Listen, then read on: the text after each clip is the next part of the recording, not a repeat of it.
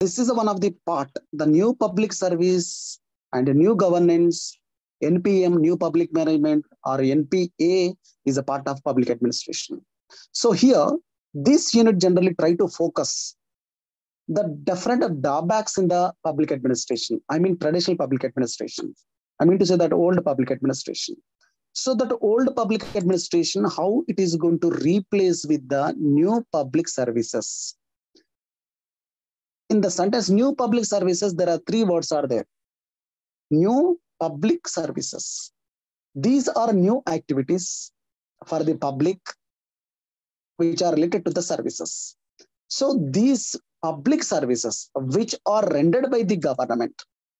So the new public services is focused about the from the traditional type of policies to modern type of services to the public. So when we talk about the administration, we know that it is an old activity in the society. In 1887, being a discipline, the public administration as a discipline, which has begun with the Woodrow Wilson. So the foundations, the systematic foundation, the study of public administration laid down by the Thomas Woodrow Wilson in 1887 with his essay, The Study of Administration. So the many universities offer this course in the public administration, PG or UG courses, including the UG level, PG level, and research level also. But thing is that the Western scholars propose this public administration theories are not address the developing nations, the present nations. So this is a drawback here. So crop up due to the industrialization, the introduction of modern technology, the organization facing the different problems.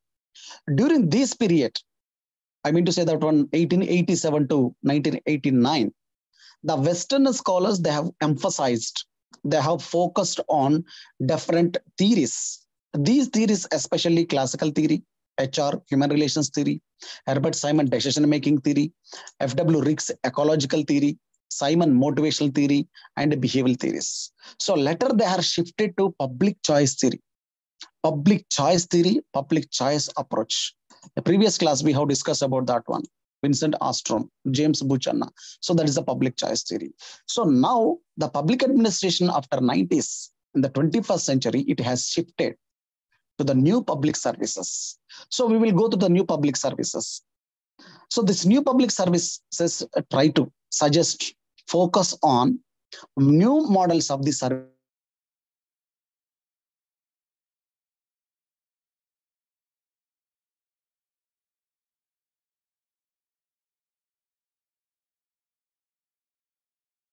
Development of the people. So this is a concept which focus. So when we talking about this one, so like few people in that new public services, which has proposed by the Janet Winterhut, Robert B. Dennett, they propose the concept of new public services. You can see both the images here.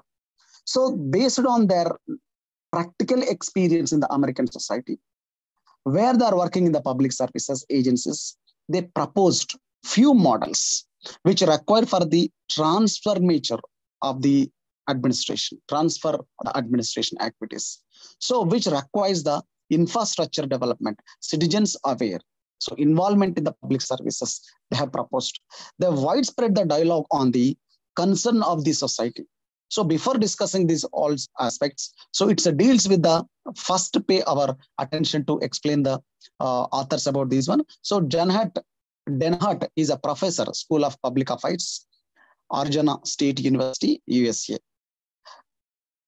She specialized in the research interests and focus on organizational theory and organizational behavior. So her publication, The Dance of Leadership, with the help of Robert Denhart, she wrote that book that is The Dance of Leadership. She focused about the the new public services, managing human behavior in public and non-profit organization. So she focused on the managing new human behavior in public and non-profit organizations. And along with this, The Dance of Leadership, she has published many articles in the renowned journals. And another author, Robert B. Denhart, So in 1942, he did his PhD from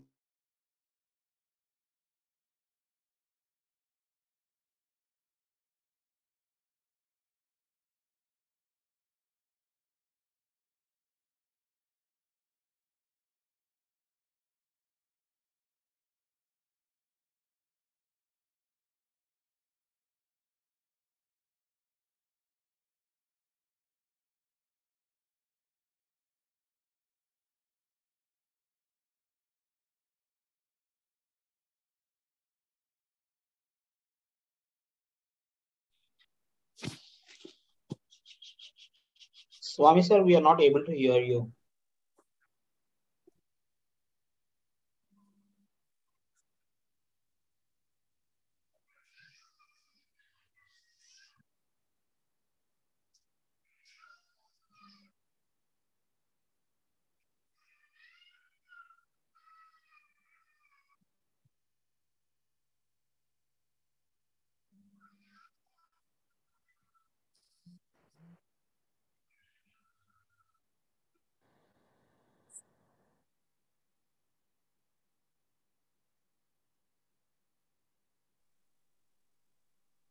so this new public service.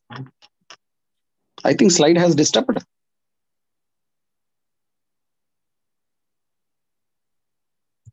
We don't see the slide, sir. The last Yeah, thing that that is we some. heard, yeah, the last thing that we heard was you mentioned that Robert D. Mm-hmm. Dehart did his PhD. That was the last thing that we heard.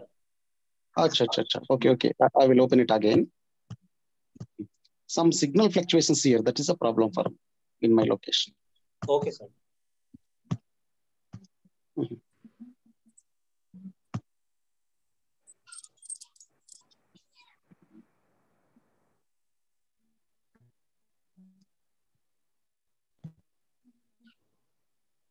Okay. So these now visible. The slide is okay. These both the administrative thinkers they have focused about the new public services. That is the book you can see in the image. So these both that belongs to USA. The dancing leadership, which was written by that lady. This one. So next to go to this, what are the main contributions about the new public service? So we can call this new public service. So the transformation from the old public administration to new public management, which was taken place in 1980s to 1990s. So over the period of what you call 10 years or 1 decade, there are a number of changes here. From 2000 onwards, the public administration approaches, the models have been changed for the new public services, or we can call the new public governance, or the new public management. We can call post new public management. So each of these approach related to the public administration and the philosophy and conceptual framework. So we can say that one, the new public services or new public governance, or which is called the post new public management, is a part of public administration. In 1980s to 1990s, the public administration focused on new public administration concepts. But 2000 onwards, it has changed that.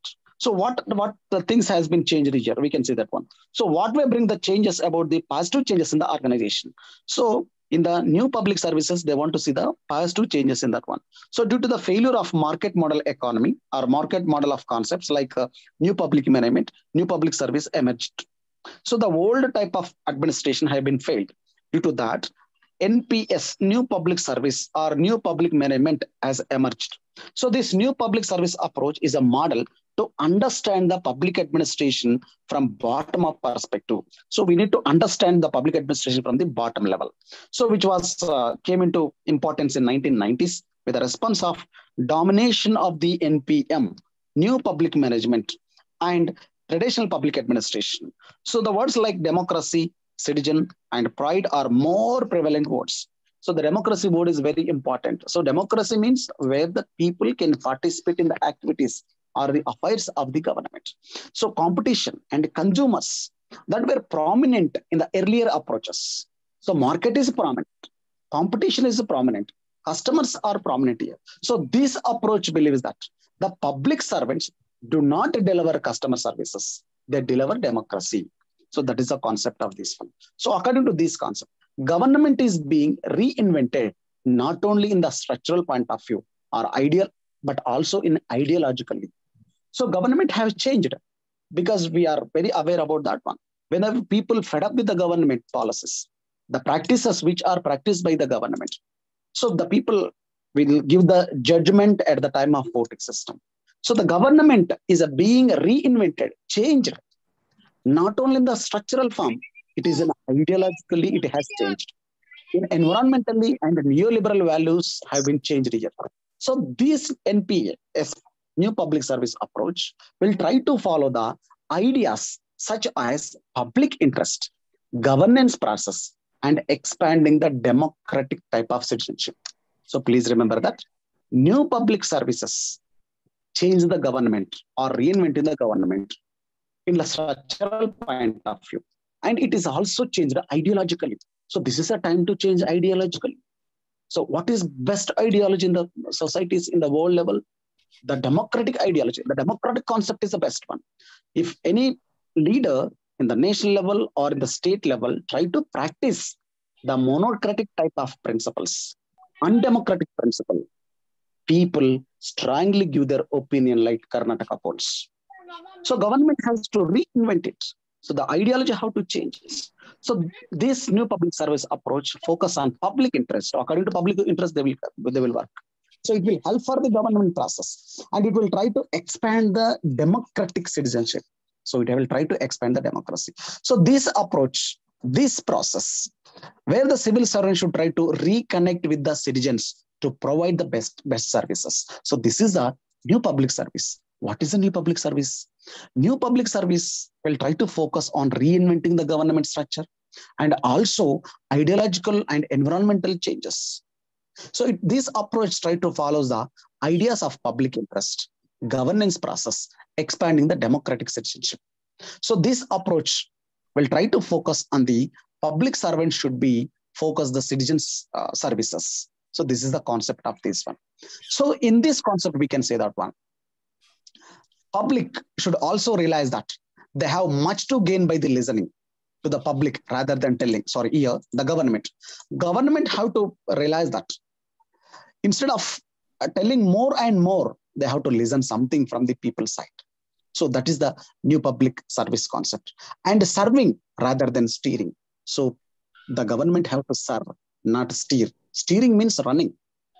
Driving. So the vehicle steering means the steering is nothing but the vehicle is going to drive with the help of steering. So steering means here the running the government. So instead of running the government, they need to provide the services. So these public service approach try to focus on citizens' engagement in the government process. So it will try to encourage the citizens and public servants work together for the common problems. So this is the new public service. So with the failure of NPM, new public management, this concept has origin or emerged with a few things is here. Next concept. So NPS, this new public service, focus the few areas here. First one is that it emphasized on the advancement, dignity, and worth of public service. So it will try to focus on dignity, worth of public. So it will give the preference to the public. Second one, to reassert the values of democracy, citizenship, and public interest. So it will try to focus on the public interest. And third element of NPS, it's emphasize on the organizational humanism and disclose the theory as a preeminent values of public administration. So this is the emphasis on NPS. These NPS features, first thing is that it will try to cover the more important areas of public administration, the role of government and the relationship between the government and the citizen, and administrative ethics. So these are the three features of new public service. Please remember that. These are the features of new public services. So it will try to focus on which one? The new public service focus on the effect, the role of administration or the government. Second one, relationship between the government and the citizens. Third one, administrative ethics, the administrative values which has to practice by the bureaucrats or the administrators. Next, Serve the citizens, not customers. So this is the concept of new public service. So in the previous class also, we have discussed about the comparative public administration, new public management. So in that public choice approach, in that there is a concept is here. In the public choice approach, what they said, they don't want more government. They want the best government. So what is the concept of new public service? New public service, service the citizens, serve the citizens, not the customers. So customers to provide the services, not the customers. So Benhart and Benhart counted that public interest is a result of sharing values among the citizens. So they need to share the values among the people. So these are the features of the new public service. So this another concept of this one, it will try to focus. It will try to see that seek for the public interest. It will see the public interest. So according to public interest, it will work. So new public service argues that public interest, not the majority of interest. All the different interests involved in the public issues also. They need to give the equal preference or equal chance, equal participation, deliberation process to all the sections of community. So this is seek the public interest. So sometimes it is not possible. So to listen to all the people problems, addressing all the people problems is not possible. But in this concept, we need to understand that the majority of people interest, they have to consider that. So this new public service is a result, dialogue about the shared values. They need the values. So this new public service assigned the two types of roles. First one is that required the demonstration of ability of the people to bring the discussion. That is the first one. Second thing is the government supervising. So these are the two things which are common. In simple words, we need to write. Seek the public interest means, so according to the majority interest of the different communities, different people, they need to give the chance. They need to give the, participation. So this is the first one. Second one, sorry. Third one, give the value to the citizenship, ownership enterprises, over enterprises. So they need to give the preference to the citizenship over the enterprises. So give the preference to the citizenship. So it focuses the citizens or market mechanism as a policy alternative. And it's overemphasized on reducing the cost. So that's why NPS tried to suggest that form of government should match the new conditions, high quality. So it will try to focus on that. So it will try to believe that citizens have the capacity to resolve their own problems. So that's why they said that give the preference to the citizenship. Next one, think strategically, act democratically. So citizens had to think strategically and act democratically. Of course, government also. So this NPS focus on citizen participation in policy making and in service delivery also. So according to this NPS approach, it has engaged in the citizens implementing or bringing the citizens' perspective and ideas into the policy. So whatever the people think that will come to the policy. If that policy again is the people ideology, that policy can be rejected by the people also. So these are the two concepts. And another concept in this one, recognizing that accountability, it's not simple. So accountability is not simple concept.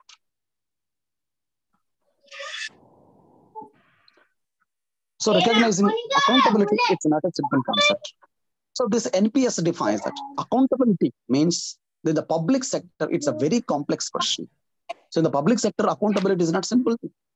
So the public sector generally, accountability is different laws and norms. The professional standards we have, community values we have, situation factors we have. So this NPS will try to clarify the question of accountability of public administration. So in this concept, Dunhart and Dunhart raised the question about that. What are the responsibility for the leaders and to who are they accountable? We can say that one, what are the responsibility of the leaders and they're accountable to whom? So in what way they are accountable to the people? These are the three questions which are raised by the NPS, new public service. So it says that recognition accountability. So recognizing accountability is not a simple thing. Next one, serve rather than steer. So try to provide the services to the people, not to try to run them. So provide the leadership to them and try to support them So the concept of SERV represents that natural choice of human experience. That is a leadership, we can say that one. So try to provide the services. Another thing is that give the value to the people, not just a productivity. So this is like what you call human relations approach. So in the human relations approach, what they will say that, so give the preference to the human beings. Don't treat them in the organization like machines. So this new NPS is also reflect the same concept here. So this says that value, give the value to the people. So in the short form, you need to write. So these all will come under the NPS features of NPS. I mean, new public service. Once again, repeats you. Please remember that. First feature, NPS, in that serve the citizens, not the customers. Remember the serve the citizen. Second one, seek the public interest and give the value to the citizenship. Third one. And fourth one, value to the citizenship. Fourth one, think strategically and act democratically. Fifth one, recognizing the accountability. It's not simple. So we can say that one, accountability, you can write. Serve rather than steer. So these all will come under this one. Value the people. So all will come under. So these 7 points, you need to write the features of the, what you call new public services. So go to the another concept, that is the difference between OPA, that is a what you call public administration, traditional public administration, old public administration, that is a OPA, and NPM, new public management, NPS, new public service. So the traditional public administration is the old public administration. It will try to focus on or predict on a top-down model of administration or elite approach. So it is a top to bottom type of old administration. When it is come to the point of another concept, the public officials are instilled with the values of hierarchy, independence, and integrity will come under this one. So contrast to this concept, new public management concept has emerged. So this concept based on public choice theory. So the public choice theory based on the public interest. So this new public service perspective, it is a root on democratic theory and accountability of the officials. So this is a root of NPS. So 3, what is the old public administration? Old public administration, top-down and elite approach. So it will try to focus on hierarchy, independency. Then new public administration based on the public choice theory. So it will say that public officials require oversight and supervise the constraint their self-interest. That is a new public service. The new public service is rooted in the democracy and accountability. So these are the difference among these 3.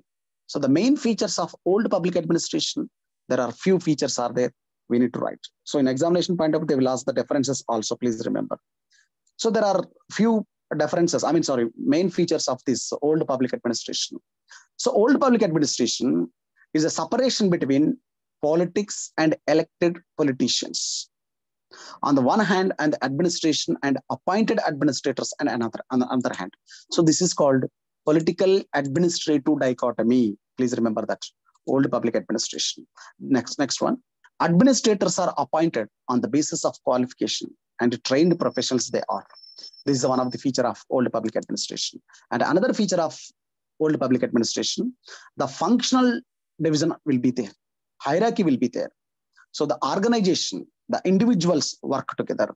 So the public administration play the important role in the policy making in the old public administration. So in the old public administration, administrators are responsible for democratically elected people or elected political representatives. We can call political leaders.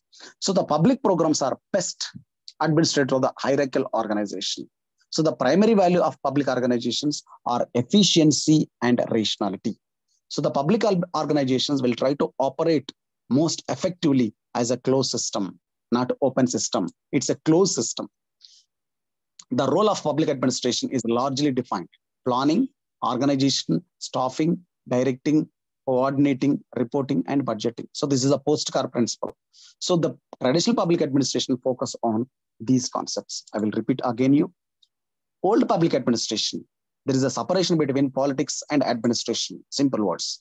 And administrators are appointed on the basis of qualification. Next one. There is a division of labor will be there, or a division of labor hierarchy, and organization and individual work will be there. The public administrators play the major role in policy making. So administrators are responsible to the political leaders or elected representatives. So we can say that one public programs are best administered to the hierarchical organizations. So the public organizations operate most effectively as a closed system model.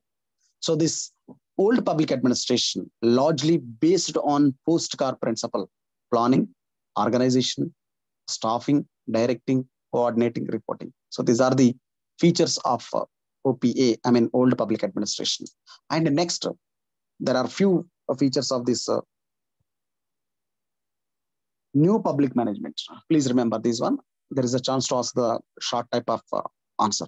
So new public management, as we know that new public management, this is the one of the major hallmark of new public management. So it will try to focus on empowerment of citizens. Whereas the traditional public administration, it focused on public sector. So it reconceptualize the citizens as a active customers. So new public administration feels that public as a new customers, active customers. So this is the thing. And this new public management always, it's called for the more autonomy in the public management or in the public sector. So they want the more autonomy. So the application of rigorous performance measurement will be there. So new public administration will see the performance, output, it will see that. So for that output, they will follow the different techniques. So that is a new public management. So this new public management inspired by the new right philosophy. So that the new right philosophy, that is cost cutting in public sector. So this NPM believes that decentralization form of government, not centralization form of government. They want the decentralization form of government. So decentralization form of government means, as we know that local government system, we can say the example of the decentralization of government. Next concept, new public service in action. So the authors of NPS, New Public Service, Dunhart and Dunhart, they observe that the most frequent question they have been asked since the New Public Service first published, how these principles in the public service can be put into use or can be practiced. So this question did said that practicing the public administration in a particular jurisdiction, in the particular concept, or in the particular organization in the best position considered the way of, or the best way of what you call new public service, they said that. So in American countries and other countries, they have practiced the what you call new public services at the time of what you call especially lower marathon or lower down developing system they have practiced. So this is different. So in India, when we talk about the what you call NPS, New Public Service Practices, so it has practiced with the My Government website. So with the technology, they are practicing it. So with the advent of technology, different apps will be there. With the help of different apps, they will try to connect the people. So this is the first one is here. So in India, we can say that one, My Government website, the Prime Minister believed that the success of democracy is impossible without participation of people. So this is the concept. Generally, we know that 1952 also, Balwant Mehta committee, when it's appointed that, they have tried to focus on the how the democracy can be success, how the policies can be reached to the public. So that is also suggests that people participation. Similarly, the present government in NPS, New Public Services, it is also feels that. So people participation is important because people will pay the tax. People are the customers, citizens. So without the people, we can't use. So that's why they have launched the My Government website. So in 2014, I think in the July 26th, something. So that time they have concepted this one. So it is an external website that opens a new windows.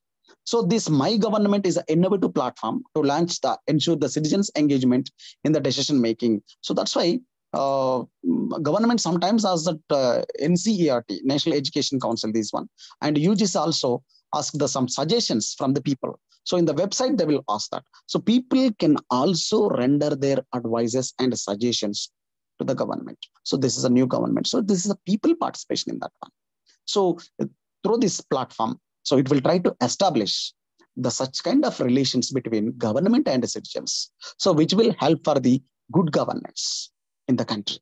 So it will work as a platform The My Government website work like a platform for the different groups with the different names. So we have the Digital India program, skill development program, girl child education program, or Clean Ganga program for the environmental clean Ganga, and Clean India program. So all these are reached to the public through the new public services with the My Government website.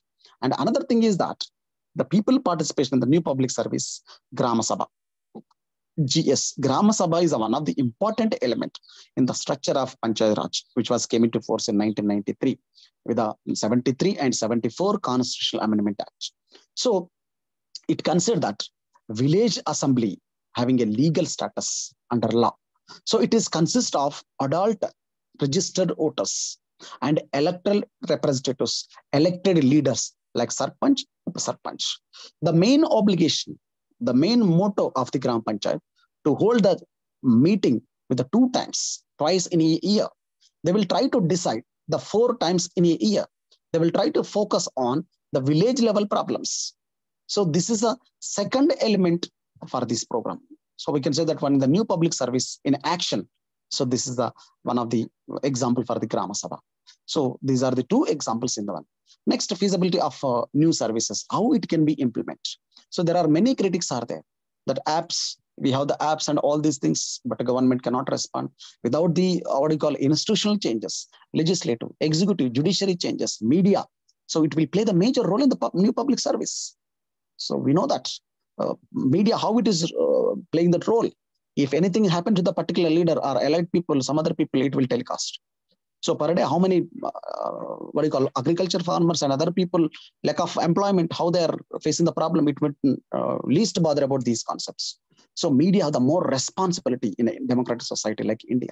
So legislative body, executive body, judiciary. So these all have to play the role, not only the government. So to correct the government, this is a criticism. To correct the government, Den Hart and this Den Hart define that. So this is the responsibility of the government to see that. And academically, they have to create awareness among the people. So these are the concepts which are come under. So all will come under here about the new public services. And another concept of this one, we will go to the next one. So let me see the questions here. Examine the intellectual roots of new public service. So I will go to the questions also here.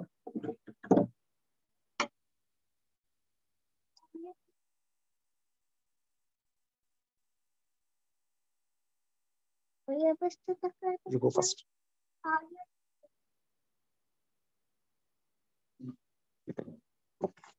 So next unit, that is from government to governance. So once read the questions here, I will read out the question. Briefly explain the difference between new public management and NPS. Discuss the new public service measures initiated in India. So you need to write the 2, My Government app and Grama Sabha. These are the 2. Another question also is here. Discuss the meaning and significance of new public service and explain the features of new public service and the differences between old public administration, new public management, and new public services. So when you see that slides, this thing with your material, then it's really easy to understand. So go to the next concept. Government to governance. What is government? Government is an agency. Then what is governance? Governance is a way of acting or way of implementing the policies. That is called governance. So in this lesson, we will try to focus on what are the reasons the government concept has shifted from government to governance. So the process of government re-engineering. Re-engineering means changing. And we can try to understand the concept. Government and more governance. And what is the role of ICT in the e-governance process? So all will come under this government to governance process. So let me go to the lesson. So with the World Bank, so it has defined that, it has focused that every state in a democratic state has to focus from the government to governance, which will try to reflect in the ascendance of the new liberal ideology and in economic theory in the public policy. So in the public policy, the state has to focus, shifted to government to governance. So this type of World Bank concept of redefining the state role has begun in 1970. So especially in the Western world, 1980s, it has started. Means the government minimize the role and the governance concept has increased. Means the liberal ideology concept has increased here. So it has emphasized the shift was due to the financial crisis of the world countries and welfare policies of the different governments. So the concept of World Bank has changed. So the government to governance has become a global phenomena and present days. However, the bureaucratic role was not reduced in the given different assignments. So the new liberal government system have faced the financial capitalism and a different investment problems they have it. So how it will come, how it will help for the enterprise growth or society development, we can discuss here. So the Democratic Party in USA, the Labour Party in UK, and Congress Party in India, and leftist parties believe that big government, while the rightist view that government should restrict itself to a few activities. So when we observe all these countries, whether it's a USA or UK or India, these different parties have ruled that. So what they feel that they want to, they want to view that restrict themselves with a few activities. So that is the internal and external security of this thing has to hand over to the government. Remaining road and infrastructure facilities like airport, railways, schools, everything has to hand over to the public sectors. So this is the concept of this one. So this is the shifting, means the government concept as a shifting from the government to governments is here. Next, what is the need for re-engineering? What is re-engineering? Re-engineering means changing the process of government activities. So the government organizations try to develop and developing economies. They have the challenging this one. So delivery of services, transparency, accountability is a part of governance system. They will follow it. So the government has changed. The government re-engineering with the help of ICT, it has changed. The technology advancement help for the different complex problems in the administration. So it will try to minimize the process, complexity, cost, service delivery, time, and it has increase the transparency, and it will try to reduce the burden of the government. So these are the re-engineering government. So what is the re-engineering government? Re-engineering means all these changes with the ICT. So we can say that one enterprise resource planning, that is a ERP, it will enable to the e-government system. So another one is business process management approach. They will try to follow it. So these all come under the re-engineering process. So we can say that one re-engineering process with the help of e-governance system. Go to the next concept. So this concept focus on less government and more governance. So we can say that one, this is a downsizing, contracting out. So this comes under less government means government should be less. The size of government should be less. The more governance means the providing services is more, the functions should be more. So there is a more governance. So less government and more governance, it will try to creating an environment where the regulatory framework is minimized and relatively easy for the private players and understand. So the government is expected to create space for private sectors. So this is a less government. So government role has to reduce. So that is a less government. So what it will do? So government have to do the only limited work. So it has to provide chance to the private sector. So without itself occupying the space. So the government to make itself effective should support and promote the private organizations, whether these are organizing properly or not. So this is a regulatory mechanism or regulatory function of the government. So that is a less government and more governance. So what is a less government? Less government means the government role has to minimize, reduce the role of the government. That is a less government. And more governance means they have to supervise. They have to give the chance to the private sectors. So there's a governance. So in the LPG era, in the liberalization, privatization, globalization, so the poor quality of services, if produced by any enterprise, people will not accept it. So if they have the good quality of services, then people will use that. So that quality is based on supervising of the governance. So that governance should be important to provide the best quality of the services. The poor quality of governance experience with the large governments. So it has result focus on the science of government and it is a quality. So that should not be here. So they want to say that concept of minimizing the government, maximizing the governance. So in this regard, the indicators for the best performance of governance based on accountability. So accountability is a more important. So that governments, we said that more governance, so supervising.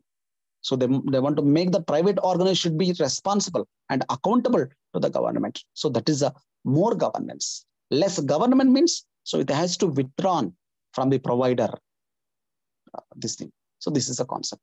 And shift from the government to government, another concept. So the World Conference on Governance, which was viewed that transforming the governance system, so developing within the contemporary social science. So it will try to focus and appear this what is 1980s and 90s due to the financial crisis in the worldwide. So like United States of Russia, there are structural reforms which has taken place here. So restructure, they have restructured, and they have started with the openness in 1985 and 89. They have restructured the government. So in that, there are few questions they have raised themselves. So the Washington census in 1955, consciousness, sorry, 1995, they have focused on the different international development agencies and different traits and all will come under. So we can say that one, in that one, there is a few things in the shift from government to government. First one, what activities are encompassed in the act of governing? So what are the activities as mentioned the government? So that is the first one. So what actors are involved means who are involved to perform those activities, to perform these functions. So that is the second element. Third element, what process? So this is a process in what way they will try to implement, in what way they will try to do it. So redefine the necessary. Next one, what criteria they will use it. So to implement these policies and what criteria they will use it. So what capacities developed for this, achieve the goal of this one. So this is a shift from government to governance. So these all will come under the dimensions of the government to what you call governance concept. So remember these 5 concepts. Next, go to the government have the few parameters here. We can say that one, the concept of governance. So governance, generally government and governance is synonym with this one in the dictionary, but both denoting that exercising of authority in any organization or any institution or any state, that is called governance. So government, the name given to the entry, exercise that authority. So the governance is nothing but exercising authority, we can call. So that is the governance. So in this governance, we have the few good governance concepts according to World Bank. So the good governance is based on few elements. So we can say that one, the features of good governance, there are 8 features of good governance. So how can I say it's a good governance? Yeah, Telangana government is a good government. We know that. In what way it is good, you know, and I know very well. So Delhi government is very good. In what way it is very good, you know that. So they are providing the best education system. So of course, different allegations, different things will come. In spite of that, and how much result is there, whether the fake news also sometimes they will try to create rumors on the governments also. That is a different part. So here, the features of good governance, the government should be accountable. That is the first feature of good governance. So there is a bad government and good governance. So good governance has the 8 parameters or 8 important features. Accountability means answerable. So that is the first element. And participation. So all citizens should participate in the decision making. So this is the second element or second feature of the good governance. So people should participate in that. So for the freedom of association, speech, so all will come under the participation. Transparency. Transparency is nothing but free flow of information. So they should not try to hide anything. So all the institutions, whether public and private, so which are what you call taking help from the government organization, they need to give the information to the public. How much money spent on the name of defense? How much money spent on the Clean Bharat and some other things? How much money wastage on the name of Mission Kakatiya and other programs? How much money is eaten by the political leaders on the name of Dalita Bandhu, that Bandhu, this Bandhu? So that should be transparent. If the government is not transparent at the time of voting, they will not elect that bad government. So they will vote for the good governance. So this is the transparency, one of the important elements. Next one is responsiveness.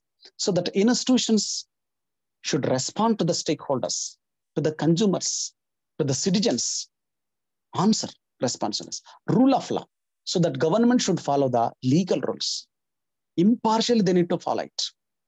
Fairly, they need to enforce it. They need to protect the human rights equally, according to law, according to constitution. That is a rule of law. Another concept, consciousness.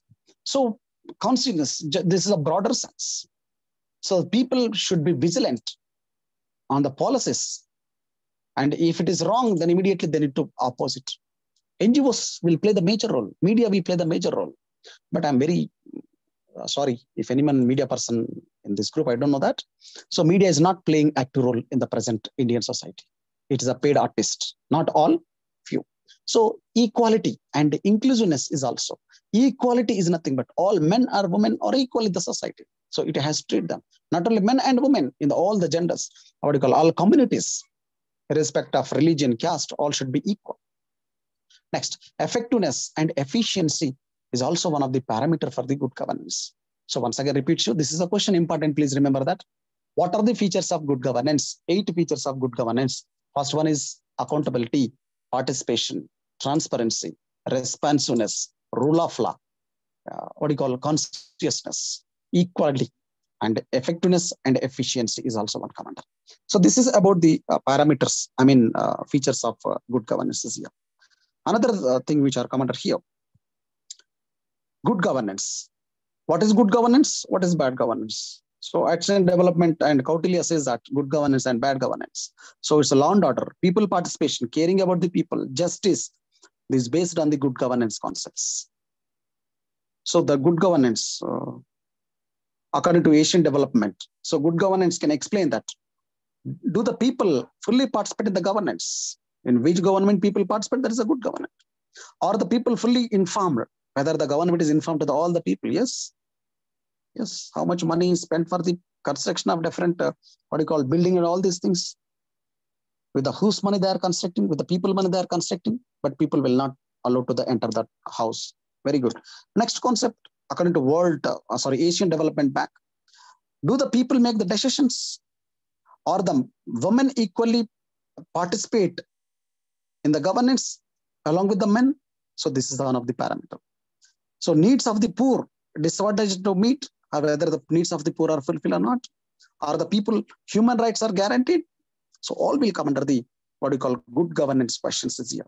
So the good governance concept will explain this one. So if you have all this one, then we can say that one good governance. Says people participate is very good, it's a good government. People participate in the decision making. Women have the equal rights. Yes, there is a good governance. Poor people will get the benefits from the government. Human rights are protected. Yes, this government can be called as a good government. So next one, e-governance. What is e-governance? So please remember, on the basis of this one, we have the question is e-governance. E-governance is nothing but it's a digital government, online government, which refers to the use of internet technology as a platform to provide information, to provide some, services and transaction of the citizens with the business and other agencies. Simple, that is the e-government. What is e-government?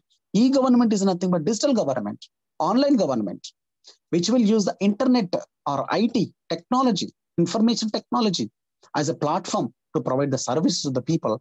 That is called e-government. So with the advancement of ICT, people are getting the different services to the e-governments, Me-Seva centers, e-Seva centers, different websites. These all come under the e-governance. Please remember. So go to the direct question, aims of the e-governance. So there are e-governance aims. First one, it will try to provide efficiency, responsive, transparent, legitimate. So this is a, aim of e-governance. Go to the next one. Dimensions of e-government. So these are important, please remember. With the e-government, what will happen? So I want to get some services. Actually, I need some, OBC certificate in my mandal from Karimnagar district XYZ. So what I will do? I'm a citizen. I applied for this OBC certificate online. So this is called government to citizen. So government to citizen, what are the services will come under? That is come under government service. So different dimensions is here. First one, G2C means government to citizens. So means government will provide different facilities to the public through the Me Sevas by 24/7. So entire the week, 24 hours, they will try to provide. So different services we will getting through the different centers. So as I told you that Kishko Center or Me Seva, E-Seva Center, email or face-to-face, what you call telephone or internet, fax, all will come under government to citizen. So whatever the services which are provided by the government to the citizen, they will try to get it. That is the first concept. That is called G2C. Another one, G2B. That G refers government to B. B means business. So if I want to get some permission, license, procurement, revenue collection, these all things I will based on the internet. So this is a government to business. The business people will try to pay the taxes on online. So the permission they will get through the online. T-Hub. So and we have in Telangana state we have. So these all will come under the government to business activities. Next one, government to government. That is called G2G services. So this is also one of the dimensions, the e-government. G2G, government to government. Central government to state government, state government to state government, state government to state governments, or state government to local government. I think this is very clear. So these kind of government to the government, interaction between the different space of the government, either horizontal or vertical. So between the different government agencies also, whether it's a national level, state level, provincial level. Clear my point, I think. So it will try to reduce the time, the wastage of money. So it will try to reduce it. So it helps for the efficiency. It will try to provide better facilities to the people, better facility to the government. So quickly they will get the information. So that is a G2G services. Another one, G2E, government to employee.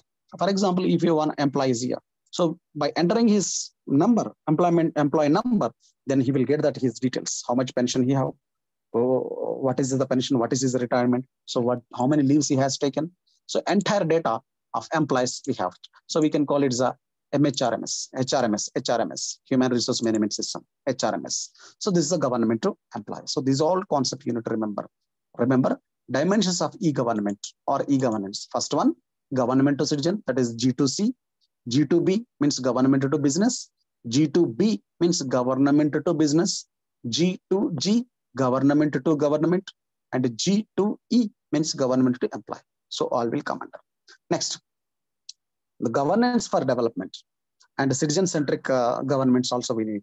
So government generally help for the people. So based on the people participation, we can see the development. So citizen-centric governance. Citizen-centric governments, what is citizen-centric government? So Mahatma Gandhi viewed that. Suraj is nothing but good governance. So good governance emphasize on few characteristics. What is good governance? I told you that there are some characteristics are there. Accountability, transparency, responsiveness, efficiency, rule of law, all should be there. So when we're talking about the citizen-centric governance, according to Kautilya, the government should be provide all facilities. So that's why Kautilya says that the happiness of people is subject, lies in the happiness of the welfare of people. So that is the concept which has. So Mahatma Gandhi has also said Suraj. So this is a centric governments or citizen-centric government. So Suraj means the best government, or we can call good government. So these are come under here. So there are a few parameters will be there. So which we discuss here, Kautilya and Mahatma Gandhi Suraj concept. You need to remember all these 8 concepts. So what is that? Accountability, transparency, responsive, equitability, participation, consensus, all will come under here. So these are come under the good governance concepts here.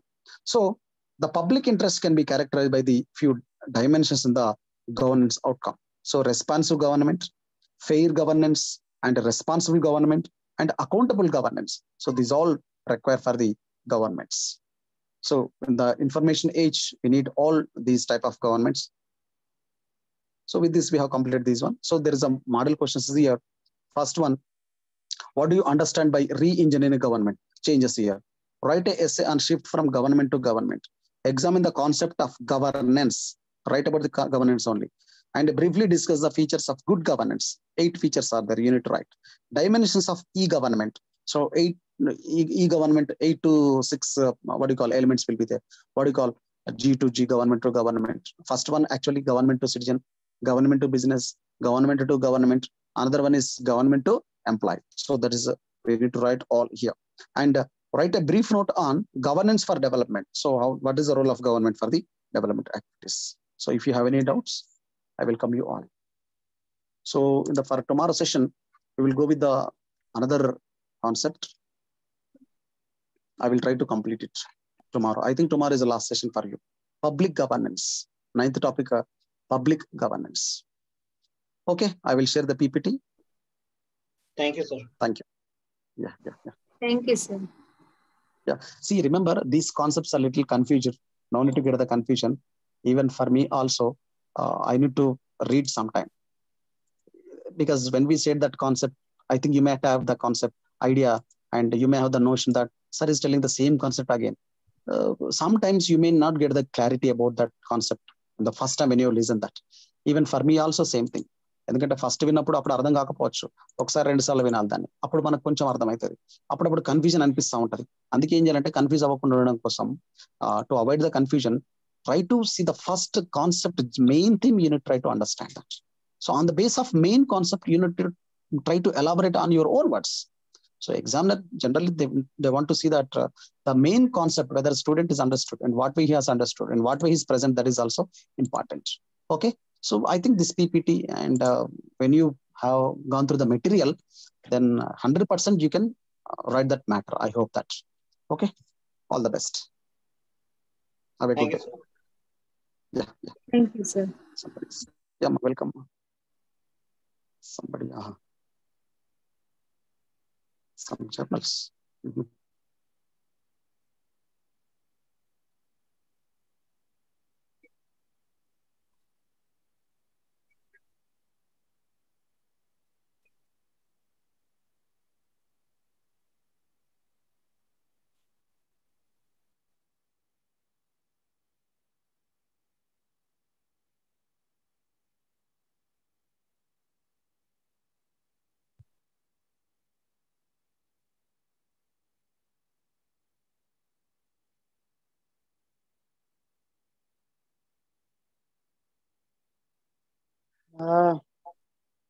G2B, G2C, G2.